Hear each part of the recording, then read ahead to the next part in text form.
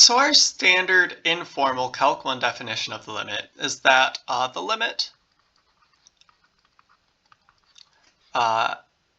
limit as x approaches a of f of x equals L is the value f of x approaches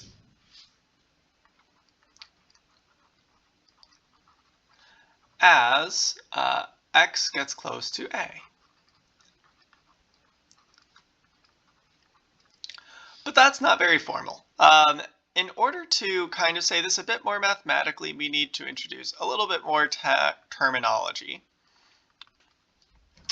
So the formal definition of the limit says the limit as x approaches a of f of x equals L. So this limit L is a value such that for any epsilon greater than 0, there is a delta greater than 0 such that if 0 is less than the absolute value of x minus a, it's less than delta, then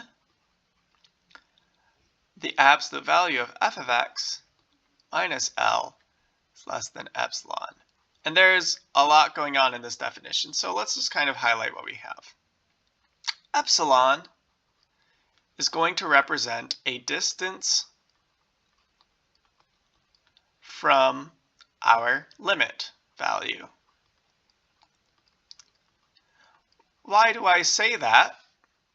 Because if we look down a little further, after I correct my handwriting, if we look down here, this part right here is the distance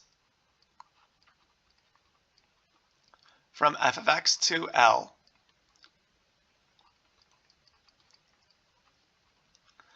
And we're saying that needs to be less than epsilon.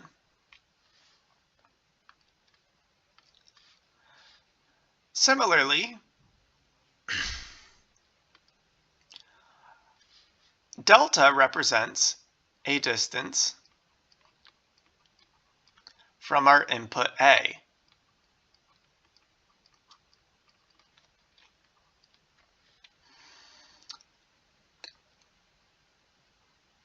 And why do we say that? Because if we look at this part, this is saying this absolute value of x minus a is the distance from any input x to a. And we're saying that needs to be less than delta, but it also needs to be bigger than 0. The bigger than 0 just means that we're not looking at what happens exactly when x equals a. So what we're essentially saying is that if you pick a distance from the limit value that you want to be within, then you should also be able to pick a distance from your input so that as long as you're within that distance of your input, your output will be as close as desired to the limit value. So to draw a little example here, if this is our function, this is L, this is A, we choose some distance epsilon from L, and we need to be able to choose that as small as we want. And what we're saying is, if we want our output to kind of be in this range of values above or below L, then what needs to be true of our input? Well, if I make it so that my input is, let's say, between here, my lines aren't very aligned, so this is, we'll say this is delta, and that's the same distance delta. We'll pretend like I drew better straight lines.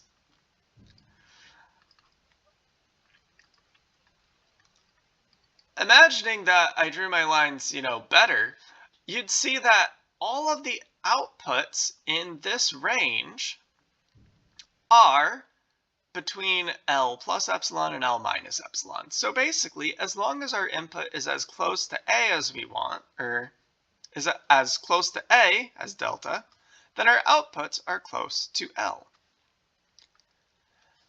And this didn't say anything about approaching from this direction or that direction. It was just about distance. And we have a similar formula for distance in the multivariable case. Specifically, the distance from a vector x to a vector a is given by, well, we can take the vector x minus a. Remember, that stretches from the tip of x to the tip of a in some direction. And we can take the magnitude of that. So we have a way to calculate the distance. And basically, our new formula is just going to look like what we had before, except instead of having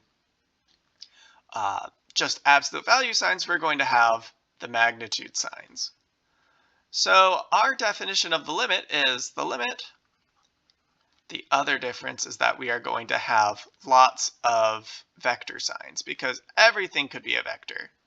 The limit as x approaches a of a potentially vector valued function f of x equals L is a vector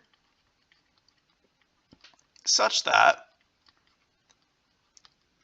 for any epsilon greater than 0, and epsilon is still just going to be a scalar because remember epsilon is a distance and distances are scalars,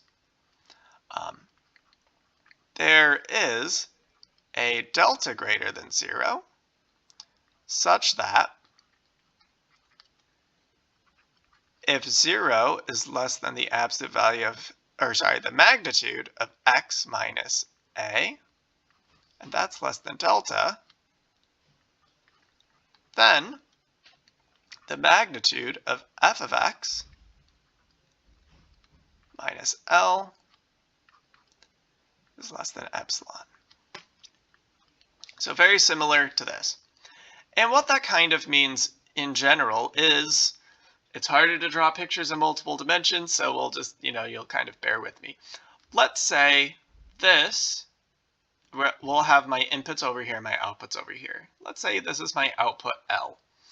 It's a vector, but we're going to kind of think of it as a point just for the time being. And there's kind of a bubble. Let's say we chose a value epsilon, a distance epsilon.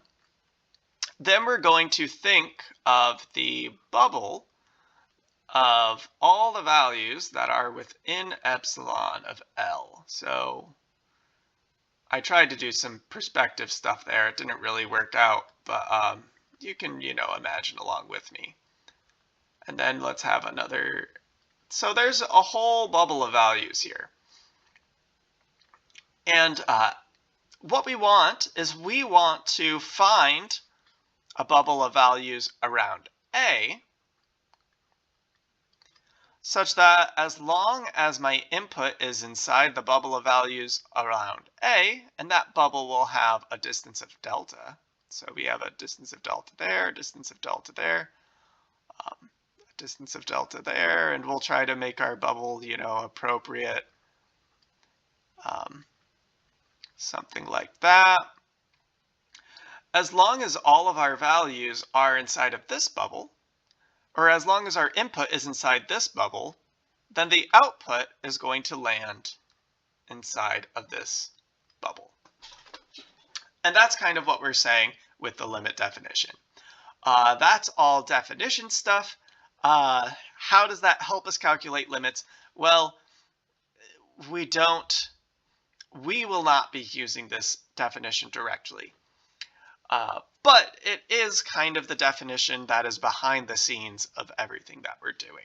So there is the definition of the limit from the multivariable perspective.